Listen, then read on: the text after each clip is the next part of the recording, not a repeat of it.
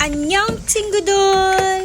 Bali ngayon ay lalabas ako kasi bibili ako ng kape. Alam mo na, coffee is life guys. So napakainit sa labas. Ganito ako pag walang mga kapitbahay. Nagmo-model-model. Siyempre, kailangan natin sumakay ng elevator pababa, diba? At ayan, medyo makulimlim paglabas ko pero napaka-alinsangan. Ayan oh. Wow, napakaingay ng paligid dahil sa mga kulig-lilig na itechua. Aba. Ayan. Wala masyadong tao sa labas kasi nasa vacation sila. Dito ako bibili ng kape guys. Ayan, at umu-order na po tayo. Ang in-order ko po dito ay ang kanilang Sisi Coffee. Masarap po siya pero sobrang bitter. Yeah, bitter. Bitter, ayan. Diba?